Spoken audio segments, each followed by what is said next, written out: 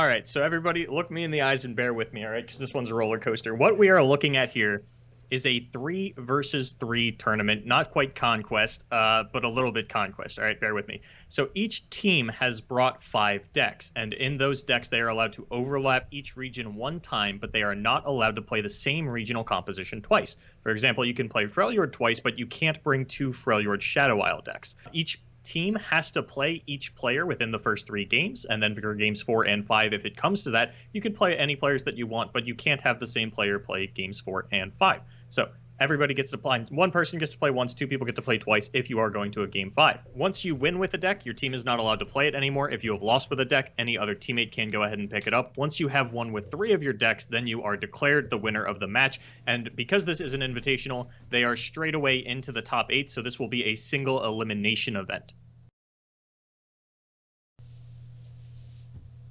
All right, so we have... All right, so actually, Boulevard, please introduce both players here because I will probably butcher the names. All right, so I wrote down the name of every player because they do have them translated. I just have to make sure that the pictures line up. I'm not sure who's on top. I know that on the bottom, starting off with the Frostbite midrange, we will have Jelly, and then I just need to see... Oh, Jinbae's on top. This man needs no introduction. Jinbae might be my favorite Korean player. This man came to the Korean Invitational and whipped out a Nivea Jutsu and made it all the way to, I believe, the top 4. Maybe it was just the top 8. But this time he is going to be playing Pirate Aggro against Jelly on Frostbite midrange. And can I just... All right, anybody watching, please keep an eye on Jelly. This guy's awesome. Just look at it. If the hair doesn't explain it, I don't know what else does. Just keep an eye on him when something's happening. Oh yeah, keep your eye on Jelly's face cam. Easily the best face cam in Runeterra. Nobody will dispute that ever. Jinbae always looked to me like he was playing out of like a card store front. Like it looks like he's running a card shop right now.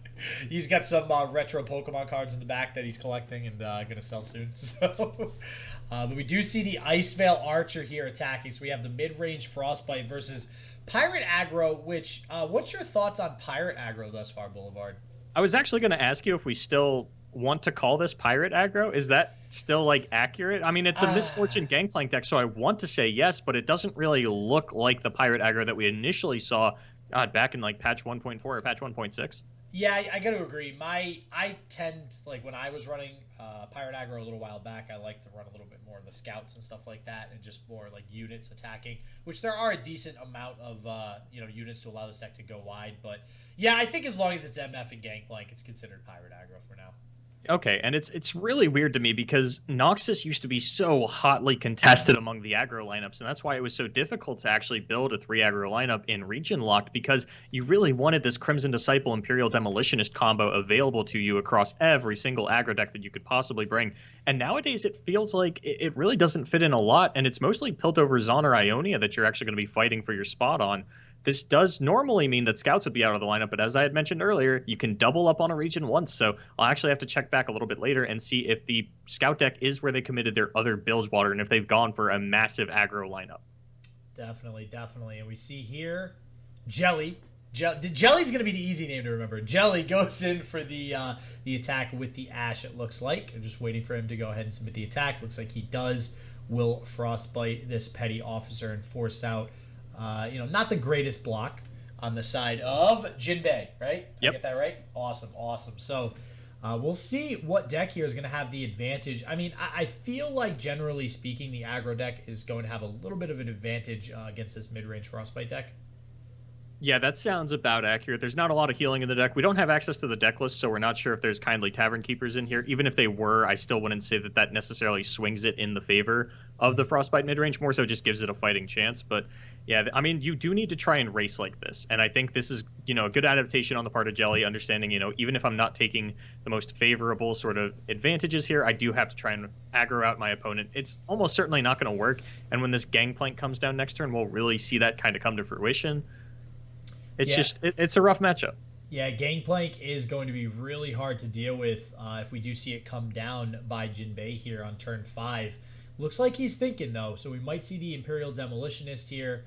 Obviously, I feel like the Noxian Fervor and the Make It Rain are both going to be played in response to something, so I highly doubt we just see them played openly here. Generally speaking, we want to see the Noxian Fervor played not only in response to something, but to finish out the game later on as well. So we'll see if he is able to hold that fervor. And we do see The Imperial Demolitionist coming down on the Petty Officer to get 2 more damage through, bringing Jelly down to 13 here, and a pretty big wide attack as well. So if I'm not mistaken, we actually typically see this deck as Twisted Fate Gangplank nowadays, right? I think that's one of the reasons I've been hesitant to call it Pirate Aggro, is because I feel like the Twisted Fate has overtaken the Misfortune. And while that's not what we're seeing out of Jinbae here, I do think that the Twisted Fate helps the deck maintain card advantage a lot better. And that's one of the weaknesses we're going to see kind of come into play here, because while he is going in for quite a bit of damage, Jinbae's running out of cards, and I don't think he really has any refuel. Yeah, that is one of the problems with this deck. And, you know, something like the Shadow Isles aggro decks that we see, they don't really run into that problem because of cards like Stalking Shadows, right? Where you can draw 2 and duplicate cards pretty easily, getting multiple Doom Beasts and stuff to finish off the game. Like you said, Twisted Fate would allow that to be a thing here. Oh, this is a really big make it rain for Jinbae. This is huge. And yeah, that's going to get rid of the Ice Veil, saving another unit. Also critically killing this Ash here, allowing him to trade evenly, putting Jelly down to 8 too. So Jinbae is very much in the lead right now. And that is not a good draw on the side of Jelly. No, I really think Jelly's going to need a Reckoning to get himself out of this one. And, ooh, he's got to find it pretty immediately. He's only going to be able to get 1 unit down this turn. He's probably going to have to Harsh Winds to survive the turn after. And then even if you do get off the Reckoning, because you can't do it in the same turn as the Harsh Winds, Jinbae is going to be left with this Gangplank, and you're not going to have any answers to that. Yeah, Gangplank coming down now. I mean, that's generally speaking, when Gangplank comes down in this Pirate Aggro deck, it's looking to finish out the game. I mean, that is the top end of the curve in the deck. So if you see that card, you are likely going to die. Similar to a leveled up MF. We don't have the leveled up MF, but Gangplank has arrived. So I do want to touch on the fact that off of this Babbling Beard, Jelly got a Yeti.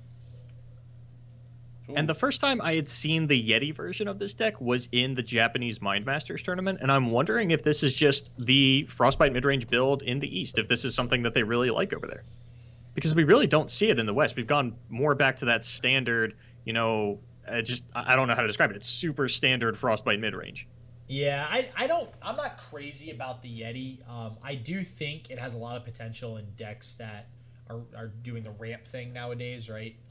You know, trying to get that man a little bit quicker, getting some beefier units out on the board. But I don't know. I mean, right now anyways, drawing it this late, obviously not going to help out Jelly in this situation. If he had drawn it earlier in the game or had gotten it earlier in the game, there's a good possibility it would have helped him. I mean, that's a fearsome blocker that he could have gotten down cheap on maybe, you know, turn 4 or 5, just unfortunately not able to draw it earlier. I think with the way everything curved out, he might have been able to get it down turn 6 alongside the Babbling Beard, and that would have been really good this turn. You would actually have an answer to the Gangplank, but like you said, unfortunately just doesn't see it early, and his hand is just so expensive right now, is not going to have a shot in the world at bringing this one back, I would have to think. Yeah, I think that's going to just about do it for Jelly, and that's you can kind of see the look on his face too. I don't think he's going to be able to come back in this one. He has a Harsh Winds to protect himself, but we see the Noxian Fervor in the hand of Jinbae. Not to mention, still have a Gangplank on the field and a Misfortune in hand. So I'm hard-pressed to think of any ways that Jelly's going to be able to get himself out of this one. I'm literally going through my head trying to think of every card that is typically in a Frostbite midrange deck, trying to figure out if there's anything. And just given the cards that he has in hand, I don't think there is. You could get down the fair in this turn to try and proactively win the game soon, but okay, yeah, no, that Decimate alongside that Noxian Fervor does just mean Jelly's probably even going to die this turn. Yeah, and that's really the only thing you can do in this matchup as a mid-range Frostbite deck, right? You should be trying to race. You should be trying to do enough damage to race them down before they're able to burn you down, because once you get to this point as a mid-range Frostbite deck, you're not coming back. Like, you don't have heal. There's no way. And actually, any deck, really, if you're playing any deck that doesn't have heal, once you're down to 6 health, like, that's rough versus any aggro deck. You are just going to you're going to be out of the game very, very shortly, and it looks like that's what's happening after this Decimate. I don't even know how many Noxus aggro decks still run Decimate, because it feels like they don't even need it these days. I mean, yeah, it feels a little slow, right? Especially if you're going the route of, I mean, we see how wide of a field Jinbae has, right? You know, if you're going the route of trying to establish a wide board and get all these attacks through, feels like it's a little bit slower. But going with the attack, it looks like he's just going to bank on this Noxian Fervor here, not opting to attack with the other with the other followers and champions, the Precious Pet, MF, and Gangplank. And we'll see if we just see like an open, not, yep, there it is. Yeah, I was going to say, I don't think there's anything that can stop a Fervor onto the Gangplank. You would have to worry about calling Strike on anything else, but that is just going to do it. And Jelly, going to be graceful in defeat, going to take that one in strides. Taking it with a smile on his face.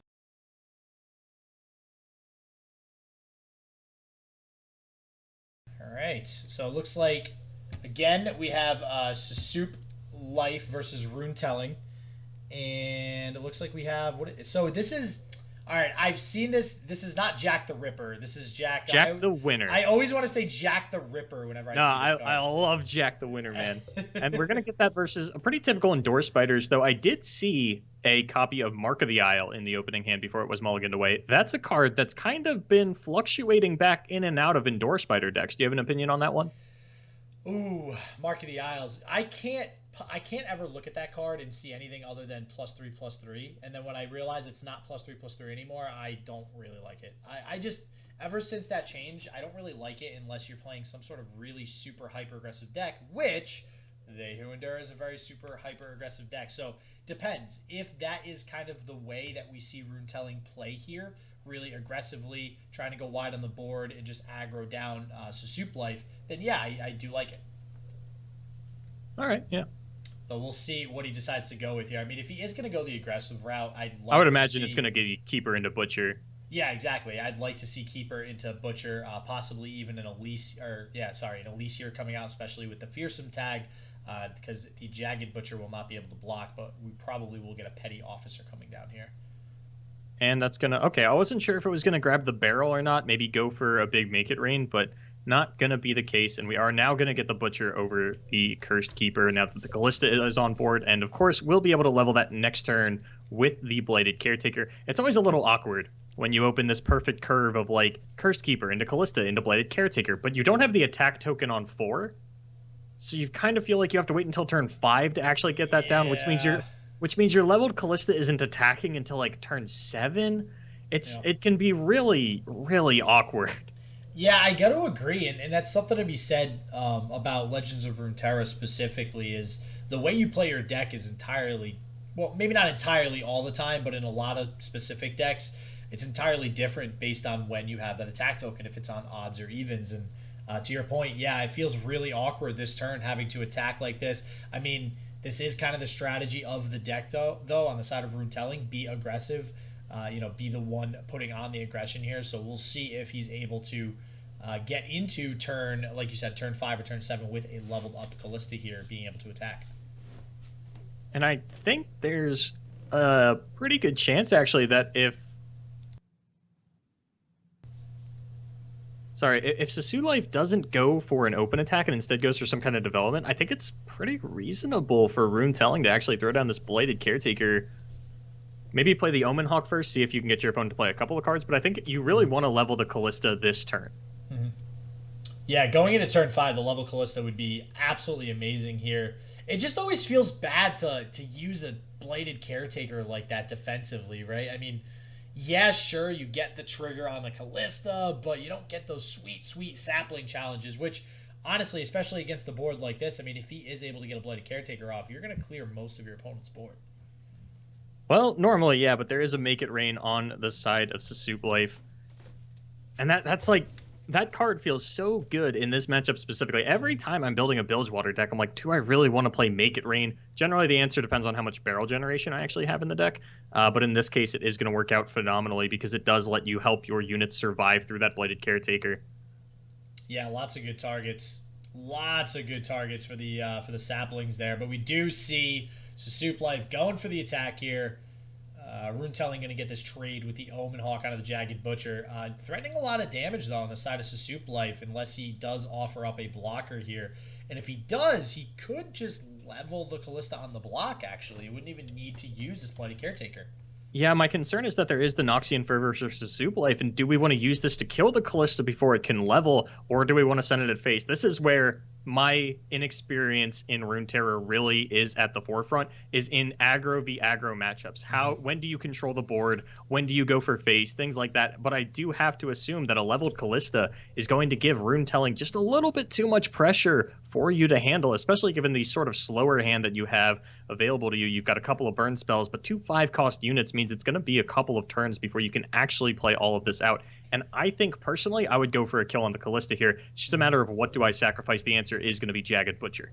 Yeah, I got to agree, right? And basically, the thought process here is if you don't use it now, you're going to have to remove that Callista when it's leveled later. Like at some point, you're going to have to be dealing with it. And when it's leveled, it's obviously a lot harder to deal with. So you might as well just rip that Band-Aid off, get rid of the Noxian Fervor. I know it feels bad not going face, but get rid of the Callista. So I do think that was a good decision on the side of Suseuplife. It could have been so much scarier if there was something like a Glimpse Beyond in Rune-Telling's hand. Would have leveled the Callista. You wouldn't have had the mana to play the Make It Rain after the fact. Sure, you could have played it next turn, but not until after Rune-Telling gotten an attack with that leveled Callista, which would have brought back an Escaped Abomination at that point, just representing a lot of damage. And oh, what a sweet Make It Rain. Misses one of the saplings, unfortunately, but still an okay result. It could have been worse, I guess, if it hit face. I don't think face would have been good at all. It's kind of awkward because you want to do it after they attack so that you know which sapling it's going to be going at your guy. You only need to hit one of them as opposed to both of them to save your guy. But at the same time, then the Elise Spiderling comes out, and that's really not something that you want to hit. Overall, though, I mean, Rune-Telling's kind of gassed out. Yeah, Rune-Telling is starting to just be out of resources entirely. Even this Elise, like, okay, you might be able to level the Elise here. It looks like he's in a pretty good spot to do just that. But I don't know if that really does enough for him. I mean, we are going to see this Jack at the board. We have a Gangplank. Like, the value in Suseuplife's hand is just so much greater right now, being able to drop these 5-drops here. So, I mean, we got to see something like a They Who Endure or... I don't know. I'm trying to think of what else Rune-Telling could draw here to really get him back in this game. Do you challenge this 3-1? While you are missing out on a little bit of damage and you can just block this with a Spiderling next turn or even take it out with your Unspeakable Horror, I think there is some value to just taking out these weak units of your opponent when they are playing a deck that has Noxian Fervor in it and forcing them to use it on higher priority targets. Yeah, interesting decision. I mean, he does decide to just do the extra face damage. We do already see an Atrocity in his hand as well. So this might be predicated on that exact situation there with him having this Atrocity, right? He figures, okay, if I can do a little bit more... Oh, man, he gets the Dusk Rider. The best card in all of Runeterra, Dusk Rider. Oh, my God. Say psych right now. I can't with this card, man. I can't. Like, this... It's just like, patch 1.10 can't come soon enough. So, but... I don't know. Yeah, so I think having the Atrocity in his hand is what led him to, make a decision like that and just kind of hoping, all right, maybe I can push through a little bit more damage and Atrocity something like this Elise for game. And he's got a pretty good shot at doing it, given the fact that there are going to be 2 Spiderlings pulling Suseuplife's units off to the side on the following turn. And then, yeah, if that Elise and the Dusk Rider connect, Atrocity onto the Elise will be lethal, and Suseuplife doesn't have any answer for that. He's got a little bit of burn in hand, but it's not the kind that can interact with units. Yeah, we do see the block come out. I'm curious to see if the Sleep with the Fishes really come into play here and threaten lethal for Suseuplife. Because I got to agree with you. I love this card. I just love like the name of it, what it makes for the Sleep with the Fishes, like the name of that card, what it does. It seems like a really fun card, and I'd like to see it make an impact here in this game. Well, unfortunately, I don't think it's going to. We're even going to see Stalking Shadows go ahead and start off the turn. Oh, we didn't get to see the options. Okay, so now I like this, right? And how many... did you say you knew he is playing Mark of the Isles? Yes. Oh, okay. So, and you had asked, about that decision. I actually really like it with how Rune-Telling is playing right now. I mean, he's playing to his deck strategy. He knows he needs to be aggressive. He knows he has Mark of the Isles in here. And it all started with that sapling, not challenging the 3-1, right? I mean, you have the ability to do that extra 2 damage. You are playing to your deck's win condition. And we've talked about this before. 9 times out of 10, you go all in on one strategy. That's how you win a game. You don't be wishy-washy. Don't go back and forth. I want to do face damage. I want to trade for value. You go all in. this is what Rune-Telling's doing, and he's doing a phenomenal job. Yeah, and now gets the Atrocity down onto the Dusk Rider because the 2 additional Spiderlings were come out. The Elise, much more vulnerable to something like that Noxian Fervor, but he finds a way around it. Just 1 damage shy of being able to kill that Dusk Rider is Suseuplife, and that is going to be Suseuplife's team falling down 0-2 to start things off. So what you're saying is that Dusk Rider actually won the game. No. That is specifically not what I'm saying. I will never say that. Oh, man.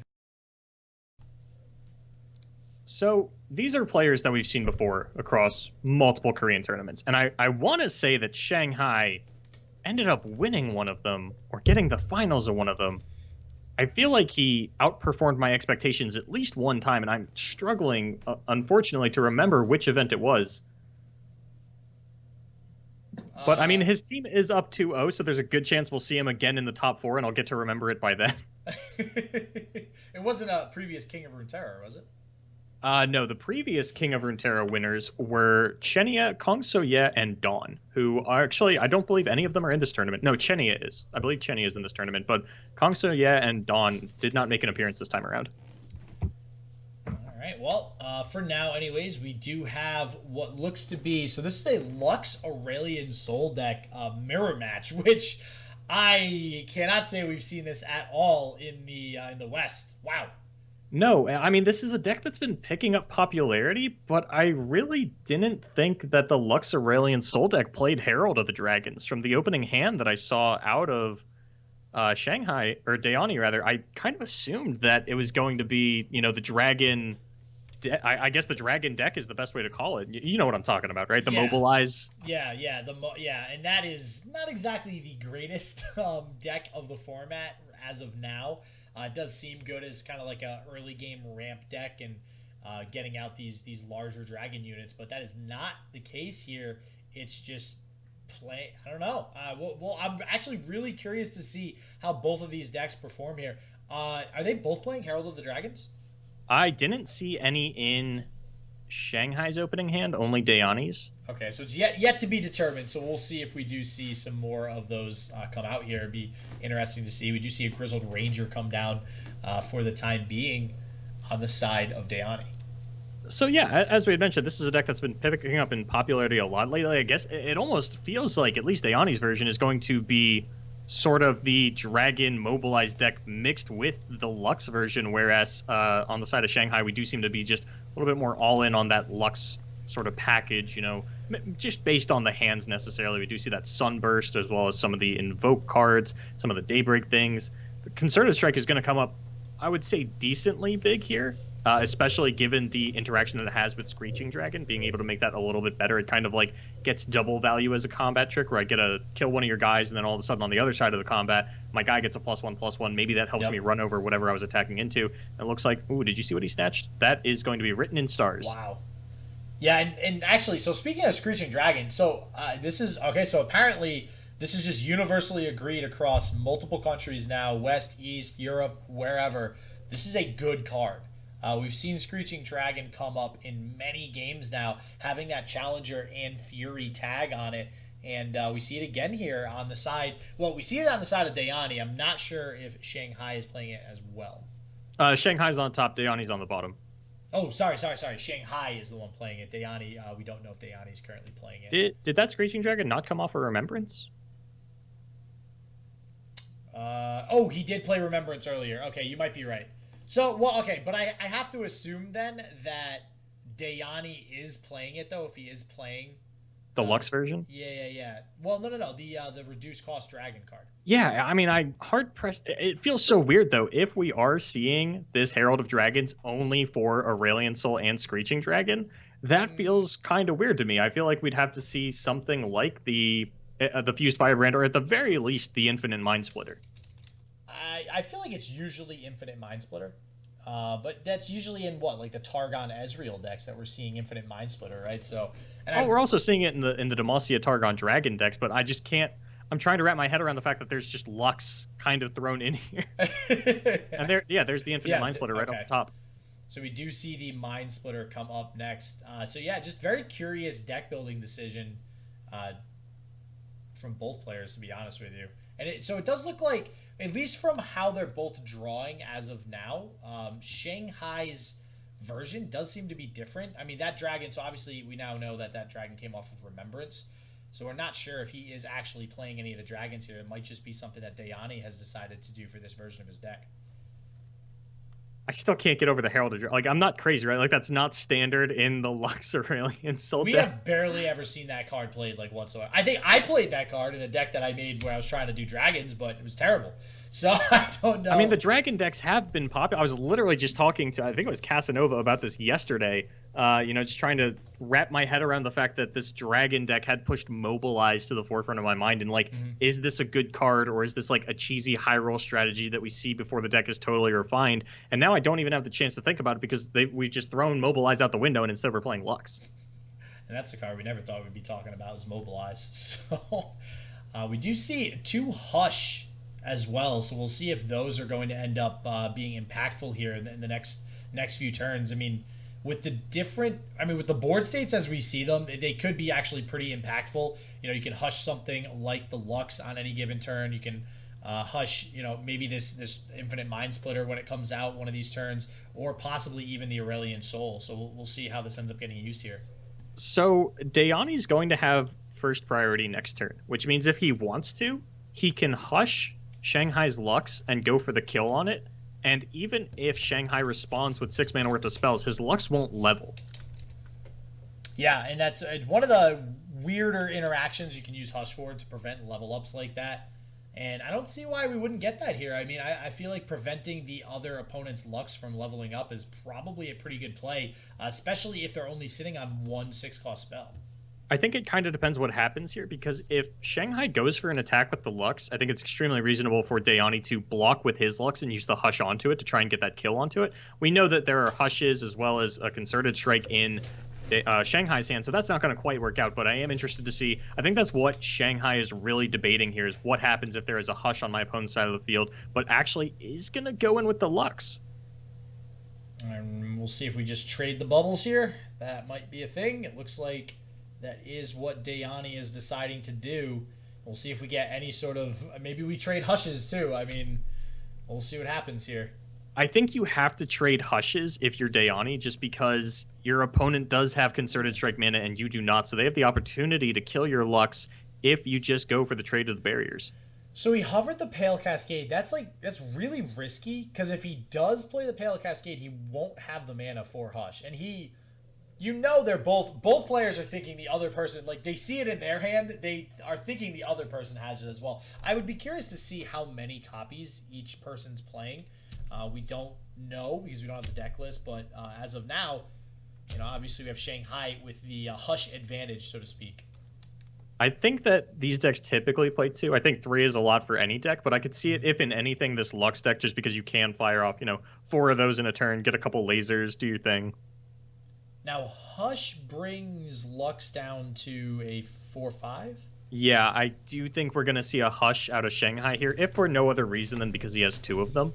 Well, yeah, we've had this discussion before. When you have multiples of a card, just play it. Just get it out there. Use it. Otherwise, it's a dead card. But he gets the trade on the Lux, and I think this early on, that's a really strong play for him to be able to get that out. And yeah, there's the Hush, and Ddahyoni kind of getting punished there for playing that Pale Cascade. Sure, you get the trade on the Fused Firebrand, but it doesn't seem that great.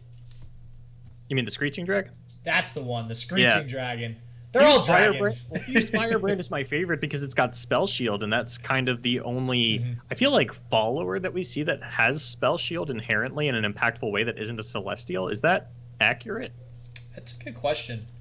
I mean, it would be interesting because, and I know you've mentioned this before with Regeneration, there's not a lot of followers with Regeneration, so I wonder if Spell Shield is actually that strong, especially, something like Lux with Barrier, it goes away at the end of the turn, and other units that have Barrier, Spell Shield does not leave the unit at the end of the turn, it sticks around. Yeah, unless it was gained through something like Bastion, but that's because Bastion specifically says until the end of the turn.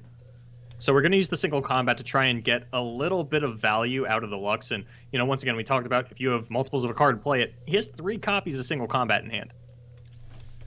Yeah, gonna get one of those out at some point, especially now losing, most of his units on field. He needs to be able to get rid of one of those single combats because you kind of need a unit to play single combat, and now you got none. So we'll see if, I mean, I at don't this think point, there's a play here other than just infinite Mind Splitter. yeah, I was just gonna say, I mean, turn 8 seems to match with the number on the card. I think you just throw that one down and kind of pray your opponent doesn't have a response for it. I mean, we do have single combat. There's a couple. I mean, let's see. Can he play a unit and also get concerted strike off? It looks like he can. Absolutely not. Well, I mean, he can play a Herald of the Dragons and then do absolutely nothing with the concerted strike. Well, no, he also has. Oh, you mean Shanghigh? Yeah. He can play one of Shanghai. these Solari shield bearers and then get off the concerted strike, and your opponent's totally tapped out. The question is like, or do I want to go for something like this Sunburst into a Lux Laser? Yeah, and honestly, leveling up the Lux feels really good. Plus, you still have that spell mana banked for the following turn. Whereas if you did go the other route, what is it? 8? Actually, you'd still bank the mana no matter what you do there if you take either one of those routes. So we'll see if he does go the level up Lux route. Personally, I like using the slow spell here just to kind of get it out at the most opportune moment, and you are getting full value out of it. You're killing a unit. I don't think there's a whole lot in this deck that you care about silencing. Maybe you want to save it for another copy of Lux, but I would have to think that if my opponent had a Lux, they would jam it down here instead of this Mind Splitter. So taking the concerted, okay, so he's gonna take the route of concerted strike. So he's splitting the difference between both of the recommendations that we presented there. Gonna use the final spark to kill the Mind Splitter here. Or actually, okay, no, just gonna block and kill it off, and nothing to use the final spark on though, unfortunately. Yeah, but I think it's reasonable to save 8 life to just miss out on final spark damage and still get this remembrance down. That is going to push the Lux back to 5 out of 6. So the next spell that you play will level her. And going into turn 9, you do have the option to go for a triple hush into 2 lasers with the setup that Shanghigh has presented for himself. I kind of agree with you. Well, see, with the Sunburst, he would have had to trade the unit and use the laser. I feel like the Sunburst might have been the better play just because you push damage to face. I'm not going to lie, I didn't. For some reason, I thought Shanghigh had the attack token. I think the Concerted Strike does make more sense with Ddahyoni having it. Yeah. I don't know. One thing to take into consideration, because I think you made a good point about the slow spells, especially when you're in Targon. One of the biggest weaknesses of Celestials and Targon in general is the fact that they are playing a lot of slow spells, and Celestial cards in general are slow. I do think taking opportunities, like when your opponent is tapped out of mana, to use those slow spells is pretty important. So we'll see if he can get another opportunity to make good use of the Sunburst here and actually get a laser now that the Lux is leveled up.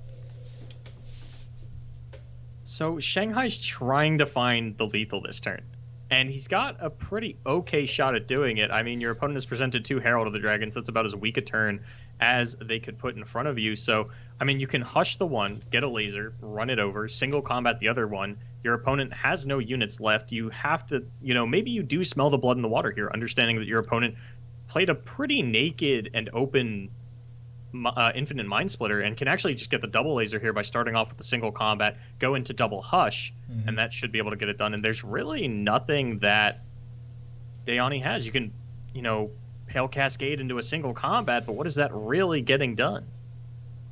Not a whole lot. I mean, even both Pale Cascades, unfortunately, Pale Cascade is more of an aggressive card, so it's not really going to be doing much to save anything here. He might be trying to just do damage to the Lux. It's going to put it down to 5. And, okay, so now he decides to use a single combat after the Pale Cascade. I don't know, this is a rough spot for him to be in. It is, but this is probably the best play that they could make. It does get a unit off the board, as well as denying the single combat of Ddahyoni, so that Lux will no longer generate a laser. Yeah, that is a good point. That's one less laser. Not a whole lot of units to use the lasers on right now, but... I mean, the fact that the lasers represent 3 damage, I think, is scary enough. Well, yeah, and on top of that, I mean, it just seems like this entire game Ddahyoni's been playing from behind, right? I mean, just he's not able to get any units to stick to the board. We see the Aurelian Soul in hand, but if you don't already have a board, playing, Aurelian Soul feels like a really good big card. Like, oh my god, it's a 10-10, it has a lot of attack. But when you don't have an established presence on the field and you're basically forced to play Aurelian Soul, it's not a good card. It's just this 10-10 that does nothing.